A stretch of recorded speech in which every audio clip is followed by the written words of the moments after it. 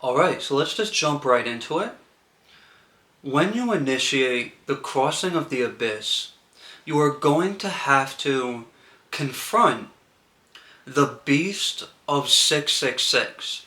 This is going to be either choronzon or shugal, just depending on what aspect of the Kabbalistic tree you are working with.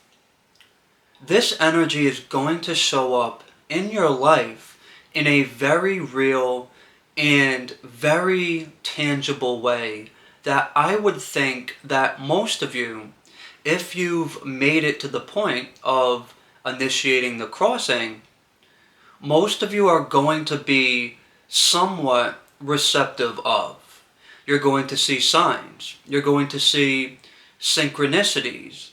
You're going to see this energy potentially show up in other people to actually poke at you, to actually push you, to actually have a confrontation with you, as you are also having a confrontation with the parts of you that the beast is actually a personification of. So the beast of 666 is going to be a mirror of everything that you've rejected within yourself and everything that you may not want to see. A mirror that is manifesting through the interface of your reality itself. And a lot of the time, this is going to show up in relationships. It's going to show up in your connections with other people. You might have had some stable friendships up until you initiated into the abyss, and next thing you know, you're seeing parts of people that you were not seeing before.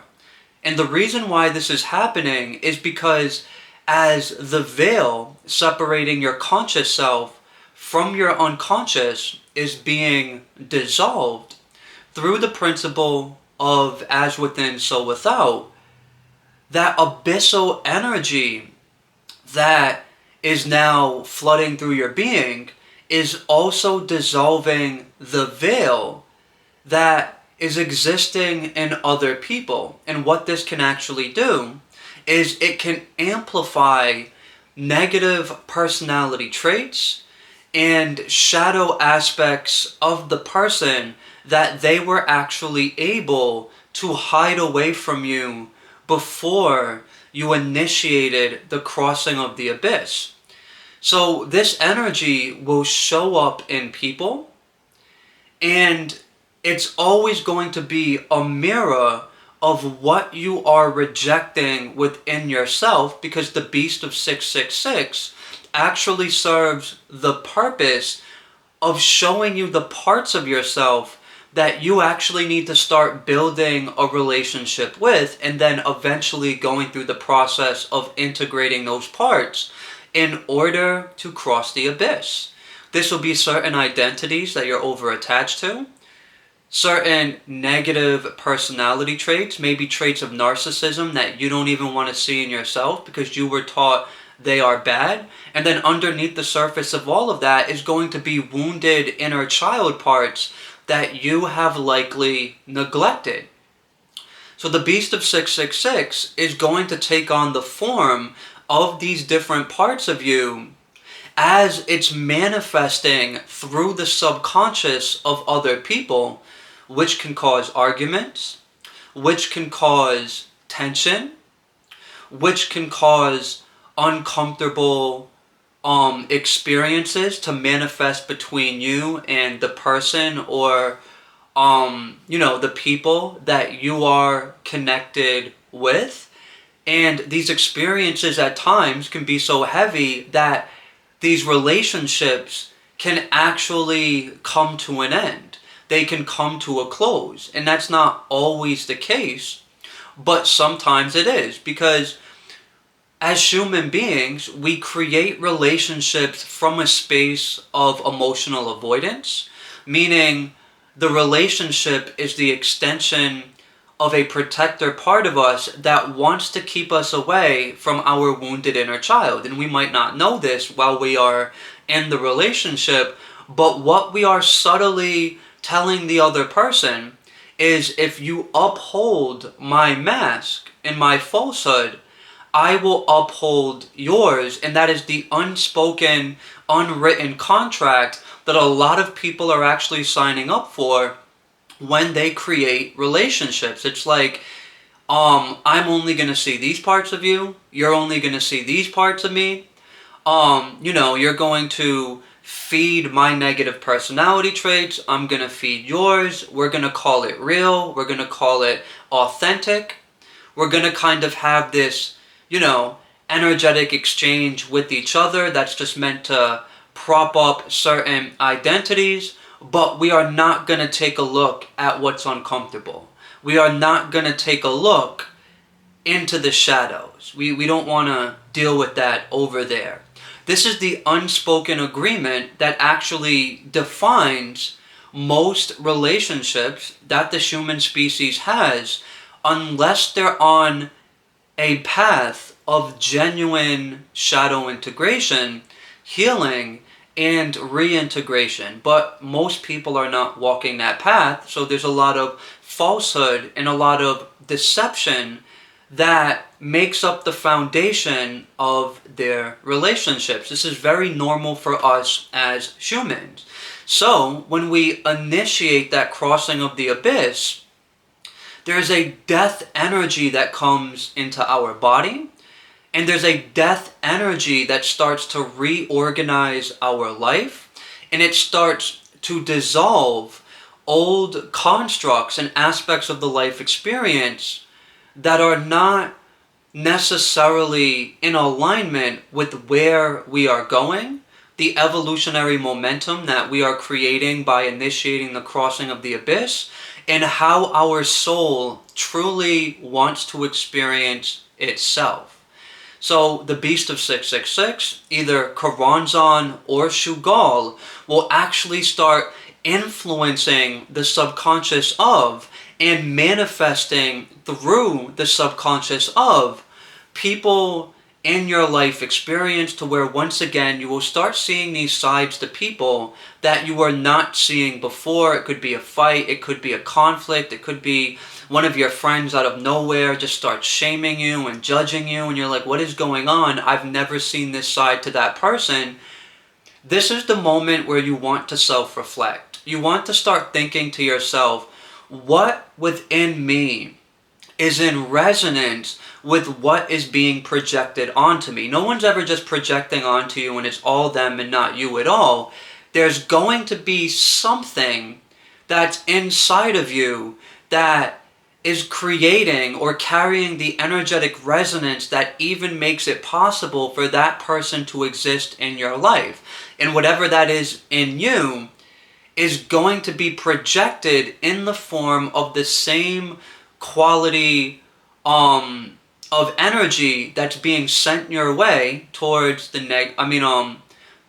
through the negative comment, through the shadow projection, through the behavior, whatever it is that's happening within that relationship.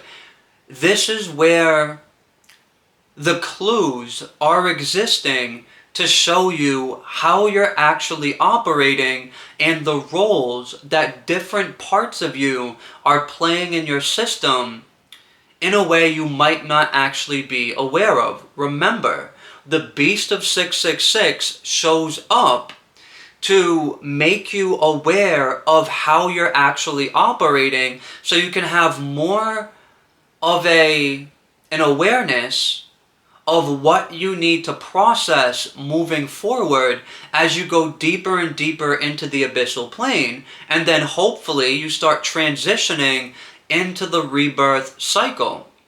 We have the death cycle, we have the in-between, which is the rawest aspect of the abyss itself. It is literally the essence of liminality, of the in-between, and of paradox. Excuse me. And then we have the rebirth cycle, This is where you start forming a new identity. This is where you start changing, or you start, let me say, seeing the manifest results of having a different relationship with yourself, and having a different relationship with relationships, and having a different relationship with your reality experience in general. But you will go through the death cycle first, where things are leaving your life, relationships are getting pressurized, aspects of your psyche are going through a transition. Where you get transitioned to is that in-between state.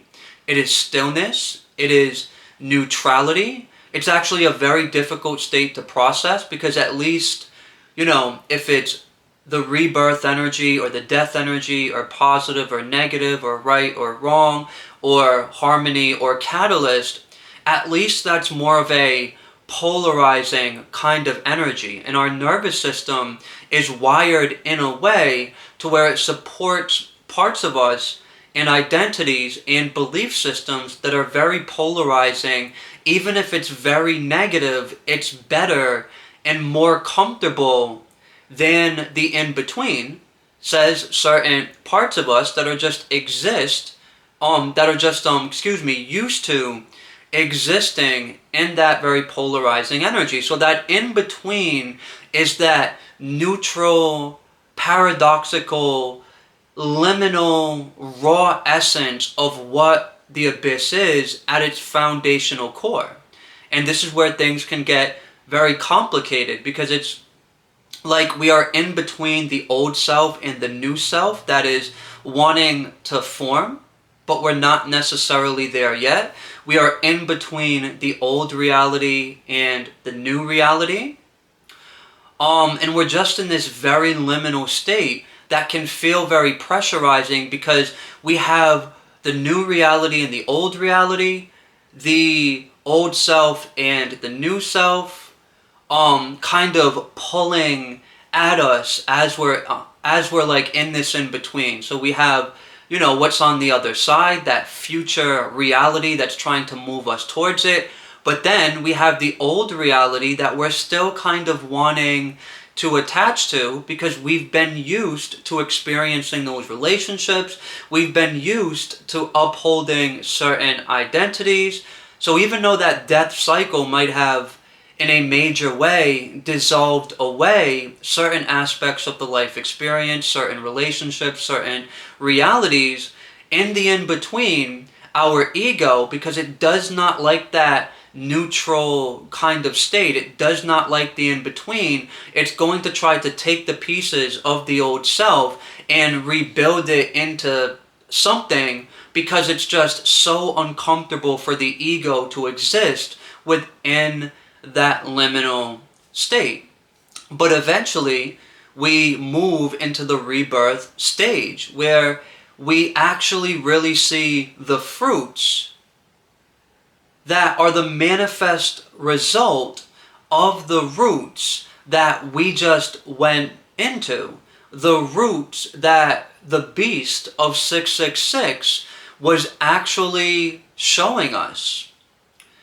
So the beast of 666 can be a very catalytic force, and you don't want to be like certain occultists and fight the beast of 666. This is not something you control. This is not something you overcome. This is not something you want to wrestle against, because all you're going to be fighting, all you're going to be trying to overcome is these different parts of you that need to be accepted, not rejected. Rejecting is, what kept you or was keeping you in negative karmic cycles. The beast of 666 is showing you these different aspects of yourself so you can integrate them, process the energies that they're holding, and therefore you're processing the very suppressed negative energies that were keeping you in those negative karmic cycles, but you can't process and fight against those parts at the same time. The beast of 666 is a personification of those different parts of you. So even though, yes, it is an external influence, yes, we can look at it as a spirit, but it is going to take the form of your internal structure. It is going to take the form of these different parts of you, of these identities, of these personality traits, and of the wounded, more sensitive parts of you that are underneath the surface, so you can recognize, oh, this energy is showing me my wounded inner child. This energy is showing me both my vulnerabilities and the trouble that I actually have being vulnerable. It's showing me through this person, through this thing, through this circumstance, how I've been resisting being vulnerable my whole life. And then you can let go of the protector part of you that's been supporting you in resisting vulnerability, and then you can process those more sensitive, vulnerable emotions that are connected to the inner child that you have imprisoned up until now. The Beast of 666 is basically handing you the keys to let your inner child out of the prison which you have trapped it in unknowingly, so you can process the suppressed negative energies of that neglected, abandoned, probably very angry inner child. And it's by processing those energies and then letting go of the habits and the behaviors and the mental patterns that you were using to suppress the wounded inner child. It's that processing and that letting go which releases those energies from your body and gives you the ability to actually cross the abyss.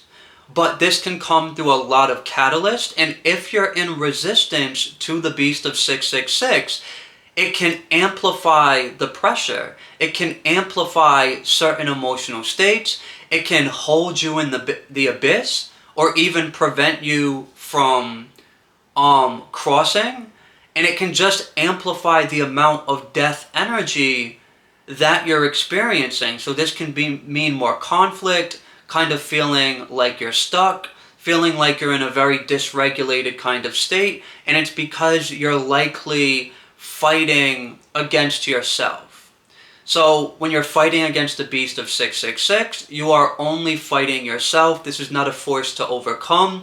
It is a force that you want to surrender to, and it will certainly come through people, and depending on you as the person, sometimes in ways that can be rather frightening, because it's going to also reflect back to you what you're afraid of, so you can actually come into the awareness that I don't have anything to be afraid of in the first place. There is nothing for me to actually fear here, but you have to get to the root of the fear to even realize that I'm a divine being and there's nothing for me to be afraid of. But in my experience in crossing the abyss, it's like the Beast of 666 will dangle the fear right in front of my face, even to the extent that it actually feels like I'm going to be in danger.